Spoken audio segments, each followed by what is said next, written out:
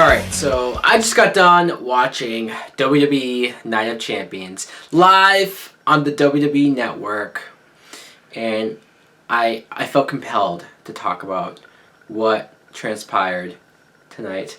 As far as the pre-show goes, it was an hour long, and it's funny because I watched most of it, but then when it came down to Jericho on the Peep Show, the network, at least for me, started to mess up, and I missed the whole thing. So that sucks. But on to the actual show.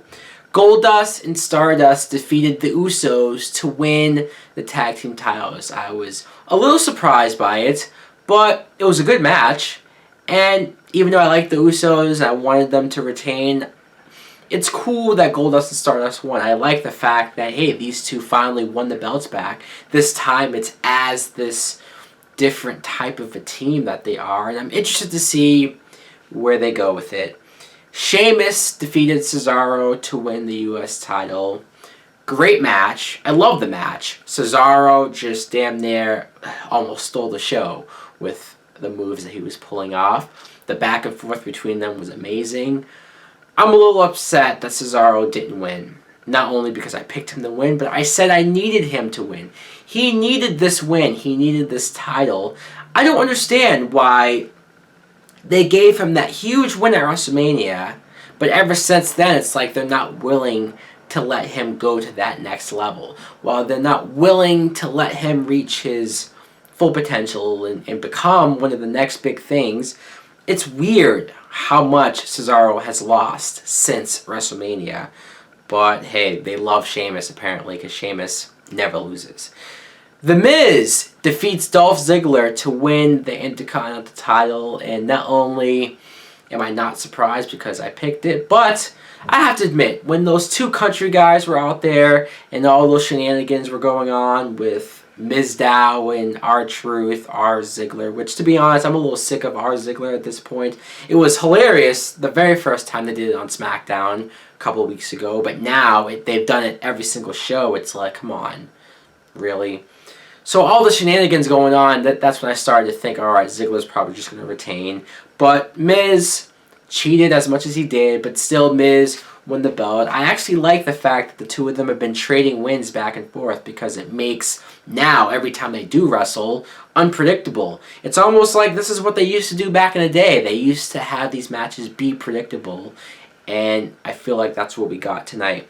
Now, Seth Rollins came out to brag about the fact that Roman Reigns got injured. He had a hernia that he needed emergency surgery over, which is terrible. It's sad that happened to Roman Reigns, especially because they said he's going to be gone for months, several months, and I thought, shit, I hope he doesn't miss Royal Rumble, WrestleMania. I hope he comes back in time for the Royal Rumble. That would be perfect, but still, that's a pretty bad injury.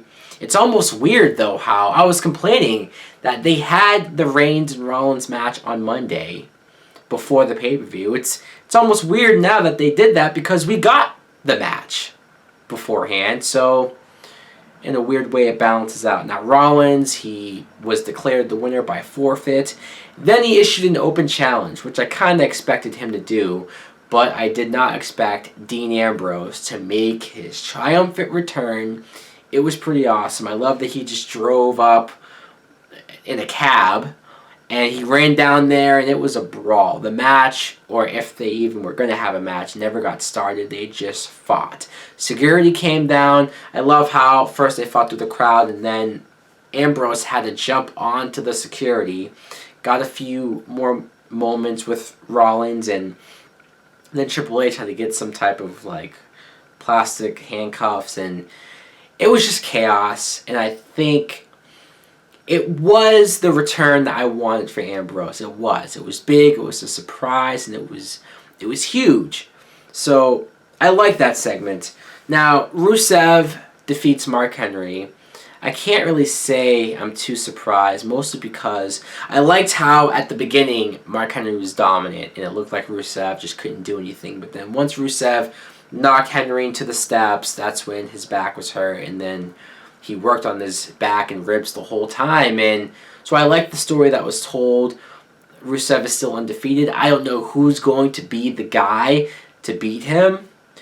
When I say undefeated, yeah, he's lost by DQ, countouts, he's lost in Battle Royals, but we're talking about being pinned. He's never been pinned yet, so we'll see where he goes from here. Now, Randy Orton defeated Chris Jericho. Great match. Might be one of the best matches of the night. It was countering. It was, Orton's chest at one point was beat, almost bloodied red from the chops. That's how bad it was. And when Jericho had Orton in the walls of Jericho, I can tell Orton was hurt. And then that beautiful RKO out of the sky. This is why the RKO is one of my favorite finisher moves of all time, because Orton can hit it out of nowhere. He can set it up, he can do the taunt, or he can reverse a move, or he can catch somebody out of the air and do an RKO like that. I loved it. So, great match. There was a few moments where I even thought Jericho was going to win, like when he hit the cold breaker and stuff. So, great match, like I said. AJ defeats Paige and Nikki to win the Divas title. I was shocked by this. I was not expecting AJ to win the belt, but I loved it. Again, it's the trading back and forth between Paige and AJ. It creates that interesting, holy crap. So the next time they wrestle, who the hell's going to win that? I have no idea, but I liked it. I was surprised that Bella didn't come out and at least even accidentally cost Nikki the match, but they interviewed her beforehand, so I guess that was enough. That brings us to our main event. Brock Lesnar, the WWE World Heavyweight Champion, defending against John Cena. Now, the match itself, it was more back and forth, and again, as what you would expect from a Brock Lesnar match nowadays, it was just an MMA-style brawl.